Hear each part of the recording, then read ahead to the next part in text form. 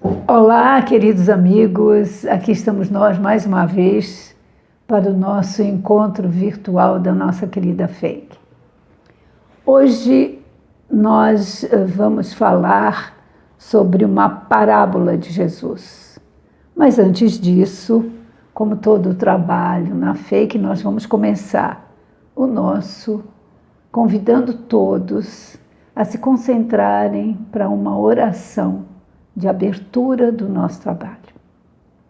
Vamos inspirar profundamente, trazer até nós a imagem de Jesus e vamos iniciar a nossa oração. Pai de infinito amor, Pai de infinita bondade, infinita misericórdia, amado Mestre Jesus, nosso sempre divino conselheiro, amado irmão Ramatiz, que da casa do grande coração nos traz tanto amor, tanto ensinamento. Amado irmão José, mentor da nossa querida FEIC, que nos permite fazer e receber a caridade.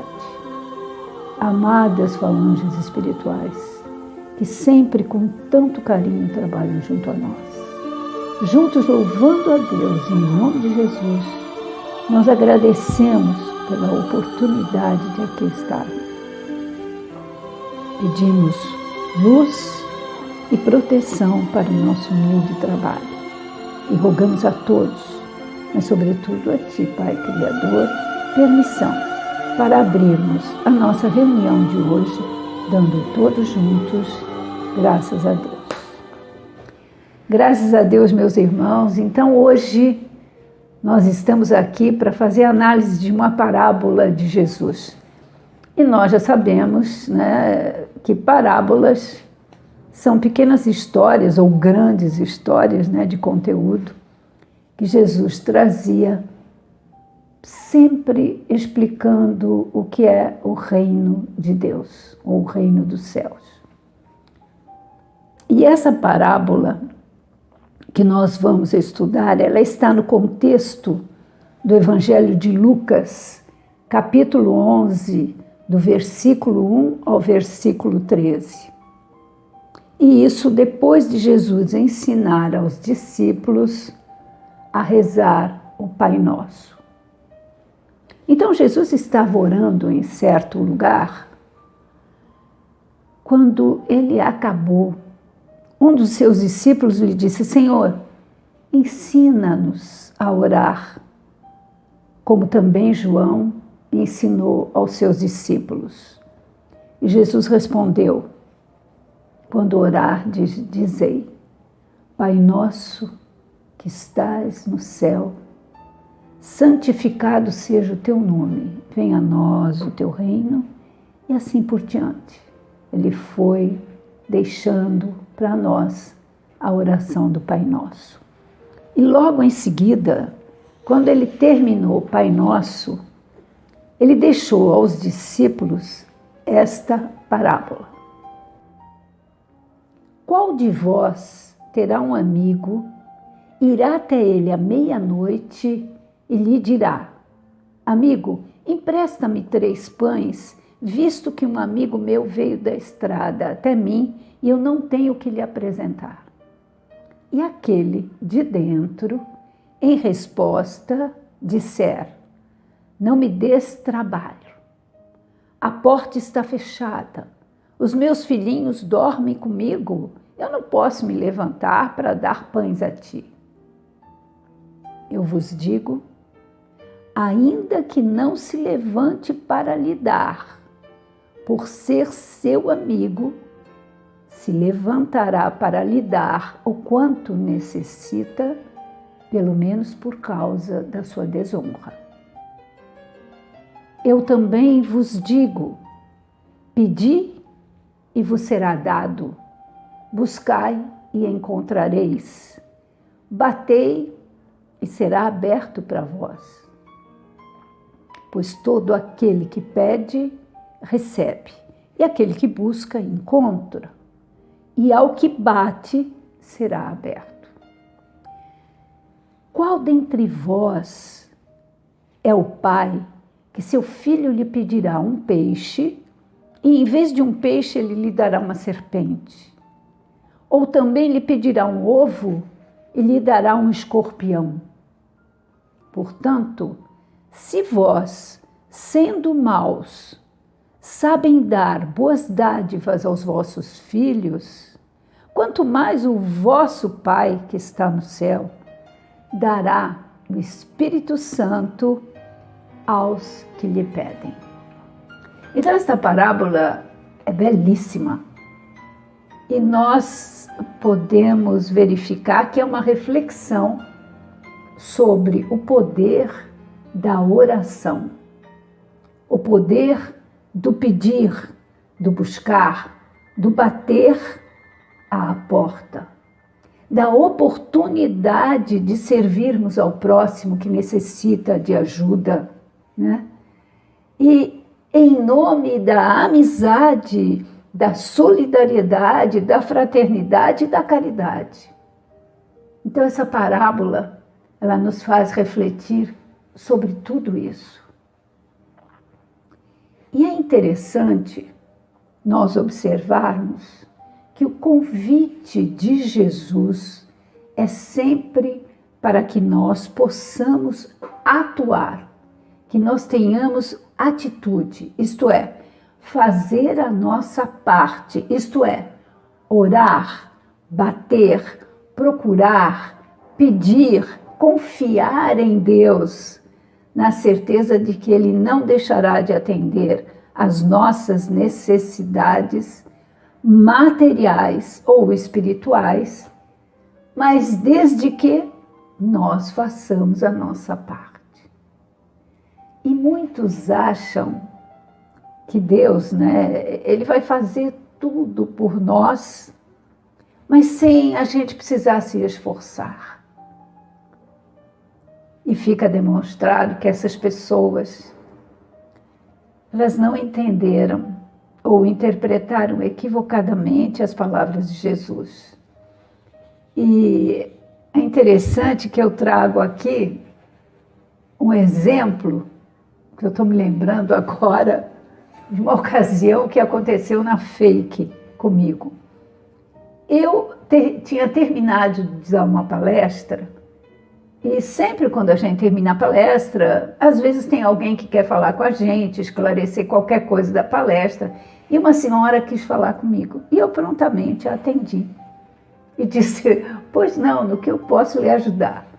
E a senhora me disse, muito. Olha, eu trouxe aqui anotado o nome completo do meu filho e o nosso endereço. E o que eu estou precisando é da sua oração. Eu quero que a senhora ore muito pelo meu filho. Eu perguntei para ela, você também está orando, não é? E ele também, assim.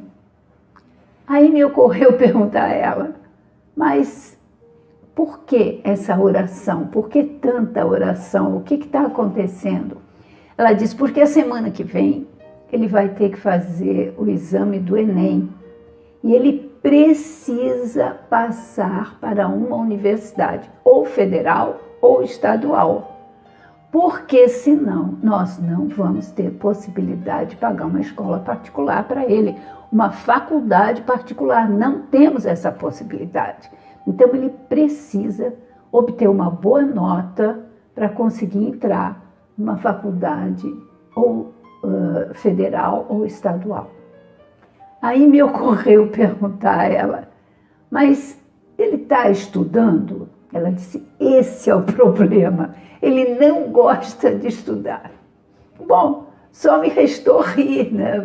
Eu falei, que interessante, ele não gosta de estudar. Não, ele não gosta de estudar. Eu falei, bom, então a nossa oração já vai ser diferente. Não é para ele obter uma boa colocação no Enem, mas é para ele se convencer que ele tem que fazer a parte dele. Ele tem que se esforçar, né?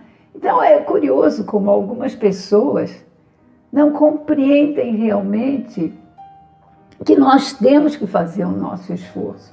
Nós temos que fazer a nossa parte, sim, temos que orar, temos que pedir, temos que bater na porta, mas e a nossa parte, a gente está fazendo? E um outro exemplo que está me ocorrendo e também muito, muito curioso, enfim, um amigo nosso infartou. Ele trabalhava muito, muito estressado, muito irritado, enfim. Ficou muito estressado e infartou. Depois de um mês, a gente esperou ele descansar um pouco, tal, aí fomos fazer uma visita a ele. Aí ele me disse: Diva, você precisa orar muito por mim. Eu, claro, vamos orar. O que está acontecendo? Eu estou com muito medo de infartar de novo, Diva. Foi horrível, foi péssimo. Aí eu perguntei: mas você está fazendo tudo que o médico mandou fazer? Mais ou menos. Eu falei: como assim, mais ou menos? Olha, ele me mandou caminhar, mas eu não gosto de caminhar, não vou caminhar, não. Nunca caminhei na minha vida, não vou caminhar. Agora, deixar de fumar, eu deixei. Eu falei: bom, ainda bem. Mas caminhar não adianta. Caminhar eu não gosto. E remédio para mim é um veneno, me faz um mal. Você já leu bula de remédio? Se você ler a bula, você não toma o remédio.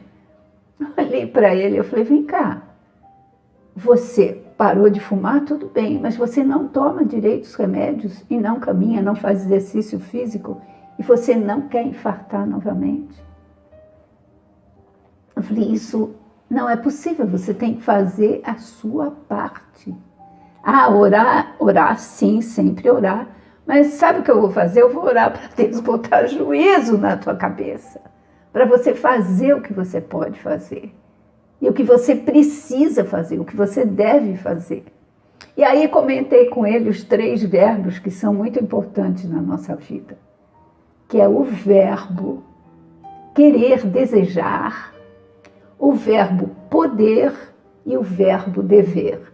E dizendo para ele que o dever é o mais importante, é aí que a gente tem que prestar toda a nossa atenção e fazer o nosso esforço. Então, usei como exemplo, né, ele mesmo. Você gosta de caminhar? Não. Mas você pode caminhar? Pode. Você tem pernas, você tem um bom lugar para caminhar, você consegue caminhar, você pode. E você deve caminhar? Sim, você deve caminhar. Então, não atenda ao seu desejo egóico, preguiçoso, de conforto, de não caminhar. Não importa se você gosta ou não gosta, você tem que se esforçar e caminhar. Ninguém está perguntando, o médico perguntou se você gosta de caminhar. Ele disse: você deve caminhar, você precisa caminhar. Então, essa questão do esforço, né, e da gente vigiar como é que a gente está levando a nossa vida, é que é extremamente importante. Por isso Jesus diz: orai. A oração é extremamente importante, mas vigia também. Vê se você está fazendo a tua parte. Isso é muito importante, né? E vale a pena também a gente refletir sobre qual é o tipo de porta que eu estou batendo. Eu estou batendo na porta estreita ou eu estou batendo na porta larga?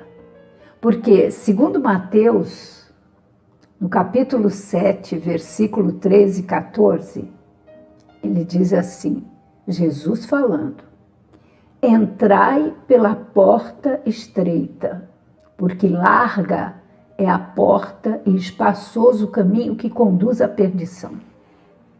Então, o que é essa porta estreita? Se a gente quer evoluir, sim, a gente tem que fazer esforço.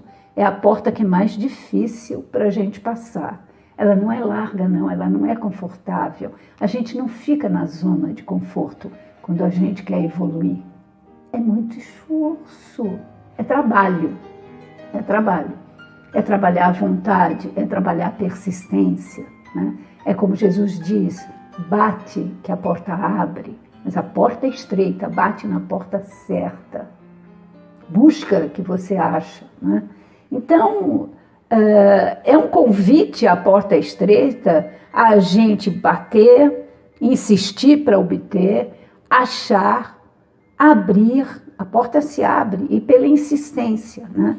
Então, na busca, a gente bate na busca de quem nos pode ajudar. A gente sabe que nos pode. Esse plano maravilhoso, o plano espiritual superior, que está sempre à nossa disposição, nosso guia espiritual, Jesus, Deus, Vamos bater, mas bater na porta certa, né? Bem, nós sabemos também que são poucos aqueles que se dispõem a passar pela porta estreita. Por quê? Porque precisa de muita força de vontade. Isto é, a gente precisa se esforçar realmente para fazer aquilo que nós sabemos e que devemos, porque é o melhor para nós, né? Bom, e como é que a gente consegue desenvolver essa força de vontade? Ah, eu quero tal, mas não tenho vontade. Como é que é isso? Para desenvolver a força de vontade é necessário, em primeiro lugar, a gente desenvolver a confiança em nós mesmos. Isto é, nós entendermos que somos filhos de Deus. E como filhos de Deus, nós temos a semente do Pai dentro de nós. Nós temos um potencial muito grande. E essa semente está aqui, está aí dentro, esperando para desenvolver. Então, nisso, nós temos que ter confiança, no nosso potencial. E, sobretudo, é necessário que nós desenvolvamos a fé no que transcende, a fé naquilo que é maior que nós, a fé em Deus, a fé em Jesus, a fé no plano espiritual superior, a fé no nosso anjo da guarda, a fé no amor que Jesus nos traz. Jesus, que é o governador espiritual do planeta Terra e que afirmou, ele estará conosco até o final dos tempos. Então é nessa ajuda que a gente tem que ter fé. E aí a força de vontade vem. Várias vezes Jesus, durante o Evangelho, ele se referiu à necessidade da fé como uma condição para nós superarmos todos os nossos problemas. E como exemplo, ele deu a parábola do grão de mostarda. E ele diz claramente: se tiverdes a fé do tamanho de um grão de mostarda, direis a esta montanha, transporta-te daqui para ali, e ela se transportaria. E nada vos será impossível. Nada nos será impossível. Mas, para tanto, é necessário a gente superar a inércia, a acomodação.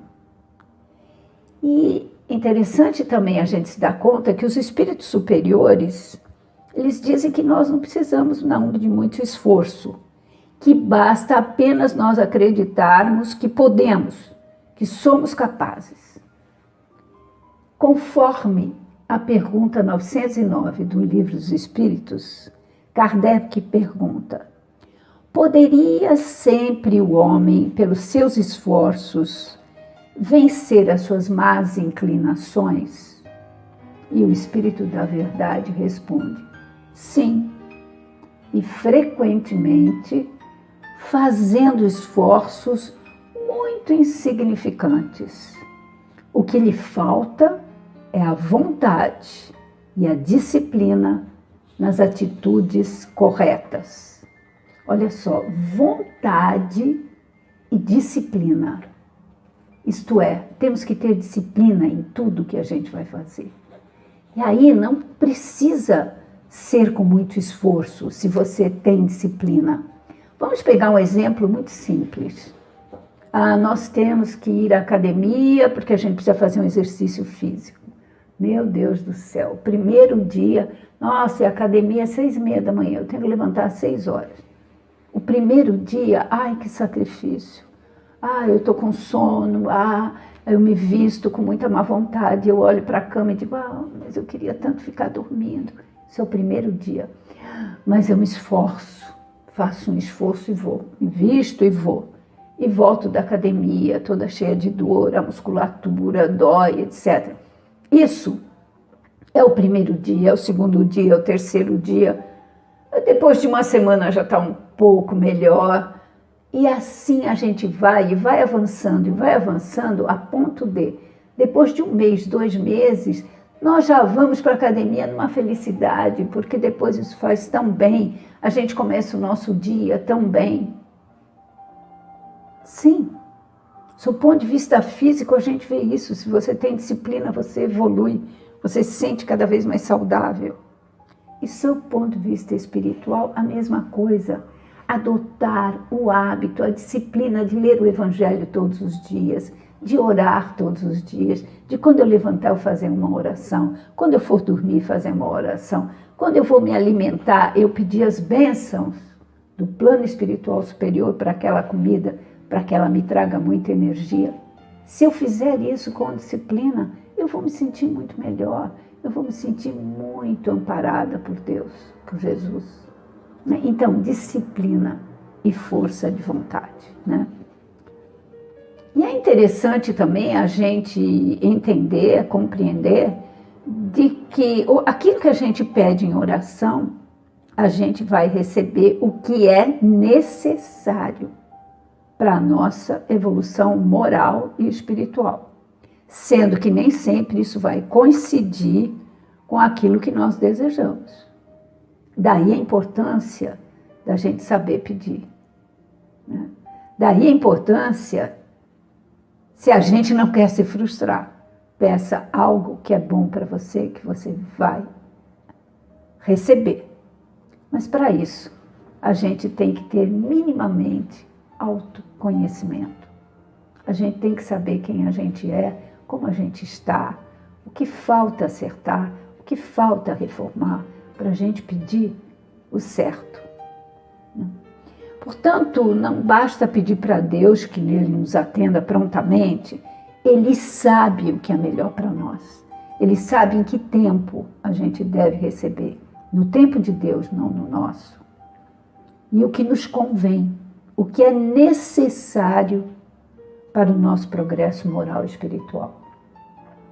Existe uma oração muito bonita, que é uma oração para meditação, que diz o seguinte, eu vou só falar um trechinho dela, mas é: Pai, Tu és a minha vida, Tu és a minha saúde, a minha proteção, e Tu és a perfeita satisfação das minhas necessidades e minha mais alta inspiração.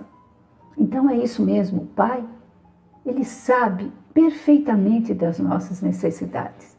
E Ele nos atende nas nossas necessidades, mas não no que nós desejamos, nem sempre, né? E é interessante também nós observarmos o conceito de Deus que Jesus traz para nós através dessa parábola. Ele nos fala do Pai amoroso, do Pai misericordioso, do Pai justo. Ele nos traz Abba, como ele chamava Deus, que significa paizinho na língua de Jesus. Então ele trouxe o Pai, paizinho, o Pai amoroso, completamente contrário ao conceito de Deus que havia naquela época entre os judeus, que era aquele Deus, às vezes até tão cruel, disposto sempre a punir, a castigar, a destruir. Então parecia um déspota cruel. Vem Jesus e traz esse Deus do amor, esse Deus Pai. E ele fala claramente na parábola: qual dentre vós é o pai que seu filho lhe pedirá um peixe e em vez de um peixe lhe dará uma serpente? Lhe pedirá um ovo e ao invés de um ovo lhe dará um escorpião? Portanto, a mensagem de Jesus é extremamente consoladora, confortadora, dizendo: vosso Pai que está no céu dará o Espírito Santo aos que lhe pedem. Mas muitas vezes nós estamos numa situação de tanto desequilíbrio pela dor, pelo sofrimento, que não nos apercebemos que Deus, Ele nos respondeu.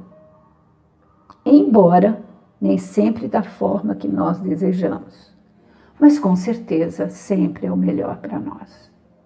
E é sempre o melhor que o Pai nos oferece e nos dá. E aqui eu trouxe também outro exemplo de uma oração belíssima feita por um deficiente físico.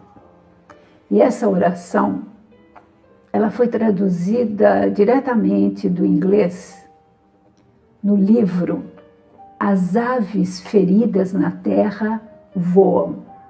Esse livro é de Nancy de Girolamo. Só rapidamente para vocês entenderem quem foi Nancy de Girolamo, ela tem vários livros. Ela nasceu em 1924 em São Paulo e ela se formou enfermeira pela Universidade Federal de São Paulo. E a especialização dela era neuropediatria. Então ela trabalhava muito com deficientes físicos. E num dos seus livros, que tem esse belo título, As Aves Feridas na Terra Voam, ela coloca essa oração de um deficiente físico anônimo. E eu trouxe um pequeno trecho da oração para vocês, que é muito bonito.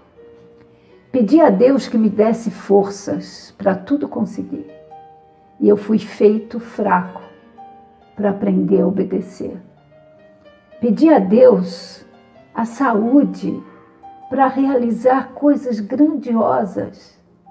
E eu fui feito doente para realizar coisas difíceis. Eu pedi a Deus que me concedesse poder para que os homens necessitassem de mim. E eu fui feito insignificante para sentir o quanto tenho necessidade da presença de Deus em mim. Essa oração é comovente.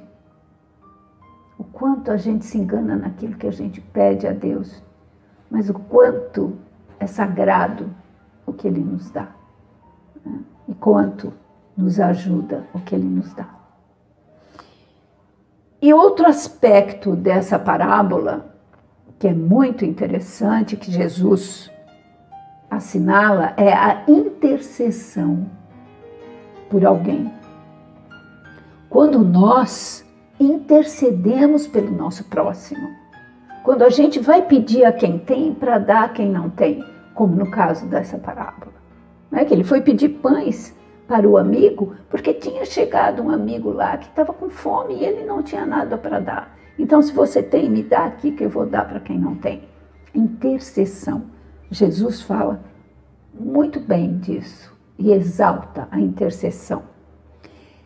E aí, no Pão Nosso, livro do Chico Xavier, né, pelo Espírito de Emmanuel, no capítulo 17, ele diz de uma forma muito linda: a súplica da intercessão é dos mais belos atos de fraternidade e constitui a emissão de forças benéficas e iluminativas que, partindo do espírito sincero, vão ao objetivo visado. Então veja que maravilha quando a gente intercede, né? E quando a gente intercede com amor, com espírito sincero, aquele pedido ele vai direto ao objetivo visado, né? E aí com isso a gente lembra do que? Da nossa querida e sagrada fé, que é a nossa casa, que nos permite fazer a caridade, receber a caridade. Ela é um exemplo de fraternidade, de solidariedade para aqueles que buscam ajuda espiritual, seja através dos tratamentos à distância, seja através dos trabalhos online na divulgação do Evangelho, seja através da corrente de oração que todos os dias nós fazemos às 18 horas e que o nosso querido Júlio, que dirige, ele coloca de uma forma muito amorosa que esse grupo de oração, essa corrente de oração, é um singelo e sincero momento de fé para todos que passam momentos tão difíceis nesta pandemia. Ou seja, estamos fazendo, estamos intercedendo, estamos pedindo por aqueles que sofrem. E isso é muito bonito, isso é muito bom, isso é fraternidade, isso é caridade. E ajudamos também materialmente, com o trabalho da Cristina, no Amor que Nasce, a gestantes carentes, com cestas básicas, com enxoval de criança e com também a palavra, com o evangelho que é dito a essas gestantes, né? Bom, enfim, temos essa grande oportunidade na fé que nós agradecemos sempre muito a Deus. Então, vale a pena a gente refletir que no início, embora esse amigo tenha relutado em levantar, porque a gente também tem que entender, uma casa pobre na época de Jesus era um quarto só, como é também hoje, né?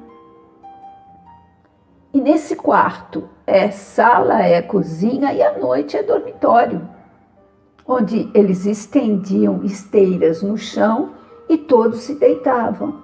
Então aquele homem, à meia-noite, quando batem a porta dele, ele tem que, para abrir a porta, passar em cima, pular todos os seus filhinhos, né? Quer dizer, não era era desconfortável, né? Mas, enfim, pela insistência do amigo, ele vai. E ele vai por quê? Porque sim, amizade é isso. O verdadeiro amigo, ele faz qualquer sacrifício para nos ajudar. E principalmente quando ele vê que a gente está insistindo, olha só, eu preciso, eu estou batendo na tua porta e nem é para mim, não, é para o outro. Mas me ajuda, eu sei que você tem. E nesse tempo de pandemia, como a gente consegue descobrir os amigos realmente que a gente tem? Porque amigo verdadeiro é aquele que fica junto de você num momento difícil, num momento de fraqueza, num momento de real necessidade. E eu mesmo vivo essa experiência, né? De conhecer realmente a verdadeira amizade nesses tempos tão difíceis de pandemia. E como a gente fica feliz de ter um amigo ao nosso lado, um amigo com quem a gente pode contar para aquilo que realmente a gente precisa, né? Então, essa questão da amizade é de muita importância no texto, né? E a gente sabe que nós estamos ligados aos nossos amigos por similaridade espiritual, né? Por vínculo de empatia, de amor, né? Isso é muito importante. E aí é por isso que quando um amigo está numa fase mais difícil e nos faz algum desaforo, nos fala uma palavra mais azeda, a gente não pode ficar cheia de melindres com o amigo, né? Porque ele está passando uma fase difícil. E esse amigo, ele é como ele é, né? E aí isso faz lembrar uma frase de Chico Xavier, que é muito interessante, que eu tenho gravada no meu coração, que ele diz o seguinte: aos outros eu dou o direito de ser como são, e a mim eu tenho o dever de ser cada dia melhor. Isso é muito bonito. Essa frase é para a gente guardar, lembrar mesmo, né? Porque é assim que a gente deve agir. E Jesus diz: o seu amigo te ofendeu, vem cá, perdoa. Mas quantas vezes? 7 não, 7 não, 7 é pouco, perdoa sempre, 70 vezes 7. Então, refletindo um pouco mais sobre esse conceito de Deus, nós entendemos que Ele nunca deixará de conceder o que nós pedimos, se nós soubermos pedir. Por exemplo, se você pede coragem, se você pede paciência, se você pede resignação, se você pede tolerância para você suportar pela fé e você conseguir remover todas as montanhas que formam os obstáculos no teu caminho reto, Ele vai te dar. E o amparo e a proteção dos bons espíritos, eles nos sustentam, eles nos preservam, eles nos tiram das tentações, das novas quedas. Mas isso se de fato nós estivermos desejosos de voltar ao caminho do bem. né, de fazer a nossa auto-reforma. Bem, e para finalizarmos esse nosso encontro, repetimos aqui as palavras de Jesus que são extremamente consoladoras. Portanto, se vós, sendo maus, sabem dar as boas-vindas aos vossos filhos, quanto mais o vosso Pai, que está no céu, Ele dará o Espírito Santo aos que lhe pedem. E Jesus diz: eu estarei com vocês até o final dos tempos. Então, nessa nossa lida, nessa nossa vida, nós não estamos sozinhos. Nós estamos muito bem acompanhados pelo amor e pela paz de Jesus. Graças a Deus. Bem, e agora então, para finalizarmos, vamos à nossa oração. Pai amoroso, Pai de alegria, Pai de tanto amparo, Pai de tanta proteção. Jesus, mestre amigo, que tanta sabedoria nos traz. Jesus, que tantas palavras nos traz, que nos confortam. Amado irmão Ramatiz, que da casa do grande coração jorra tanto amor sobre nós. Amado irmão José, mentor desta nossa querida fraternidade, nos proporciona sempre a oportunidade de fazer a caridade. Amadas falanges espirituais que sempre tão carinhosas trabalham junto a nós, juntos louvando a Deus.